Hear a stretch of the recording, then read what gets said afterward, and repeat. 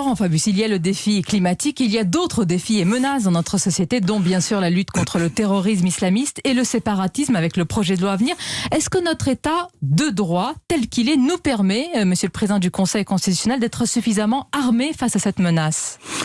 Il faut distinguer, je ne veux pas faire de purisme sémantique, l'état de droit et l'état du droit. Qu'est-ce que je veux dire par là ? L'état de droit, c'est les grands principes, c'est-à-dire la séparation entre l'exécutif, le législatif, le judiciaire, le fait que la Constitution est au-dessus de la loi, les grandes libertés, liberté de la presse, liberté d'association, ça c'est intangible. Mais l'état du droit, c'est-à-dire les textes qui sont adoptés par les parlementaires, ça c'est tout à fait modifiable et c'est en train d'être modifié. Il faut lutter contre le terrorisme, il faut lutter contre les dangers sanitaires, etc. Est-ce que ça nous permet d'avoir un bouclier suffisant ? Je vous prends un exemple concret. Les détenus condamnés pour terrorisme qui sortent de prison et qui constituent pour certains quand même un danger pour la société, est-ce que c'est attentatoire aux libertés de prévoir des mesures de sûreté pour ce genre d'individus ? Alors non, la réponse est clairement non. Pourtant, le Conseil constitutionnel a censuré il y a quelques mois l'essentiel de la loi sur ces mesures de sûreté. Secondes, je vais vous expliquer les choses. Il existe déjà des mesures qui permettent d'agir, on appelle ça les MICAS, c'est-à-dire les mesures individuelles pour l'administration et la surveillance. Bon, donc ceux qui sortent après avoir été condamnés pour terrorisme ne sont pas, si je puis dire, dans la nature, ils sont surveillés.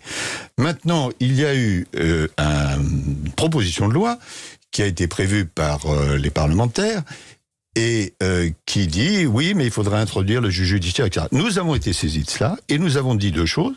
Premièrement, on peut parfaitement prendre des mesures de sécurité supplémentaires, mais il faut en même temps que ce soit compatible avec les libertés.